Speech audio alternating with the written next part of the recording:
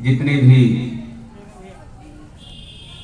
महानुभाव वक्ता बोल चुके हैं, मैं उनको भी नमन करता हूं, क्योंकि उन्होंने जितनी भी सारी चीज़ें बताई हैं वो बहुत ही जीवन में उपयोगी हैं।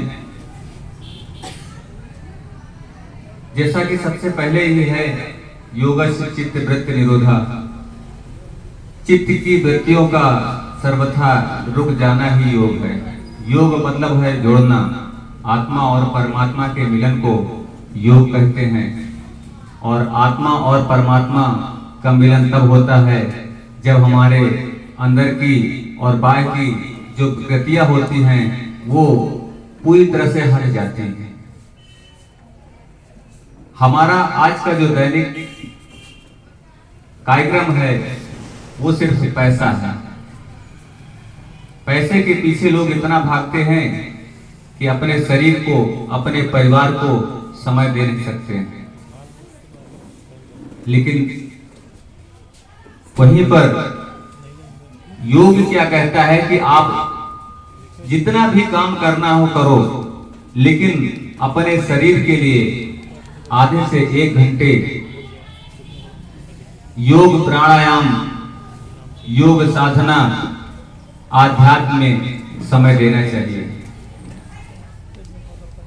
योग प्राणायाम आध्यात्म से आंतरिक जो शक्तियां होती हैं वो जागृत होती हैं, जो कहीं पर खरीदने से नहीं मिलती। आपके पास चाहे जितना ऐश्वर्य हो, आराम हो, लेकिन अगर आपका शरीर साथ नहीं देगा तो वो सब कुछ बेकार है। जीवन में सबसे बड़ा धन स्वास्थ्य ही है। योग में आत्मा और परमात्मा का मिलन कैसे होता है? जिस प्रकार के पतंजलि योग दर्शन में दिखाया गया है कि अगर आपको आत्मा को परमात्मा से जोड़ना है तो उसके 8 जो एलिमेंट्स हैं, 8 अवयव हैं, उनको अपनाना पड़ेगा। पहला है यम, फिर नियम, आसन, प्राणायाम, प्रत्याहार, धारणा, ध्यान और बाद में आता है समाधि, जिसको अपना करके हमारे यहाँ के जो साधारण पुरुष भी एक योगी ऋषि मुनि बन करके भगवान कहलाए। यहाँ पर जितने भी लोग बैठे हुए हैं वो सभी भगवान के स्वरूप ही हैं।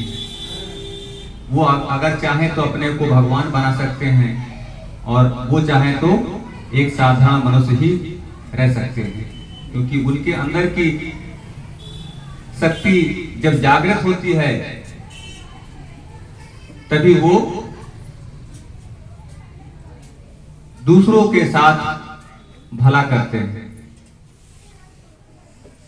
योग करने से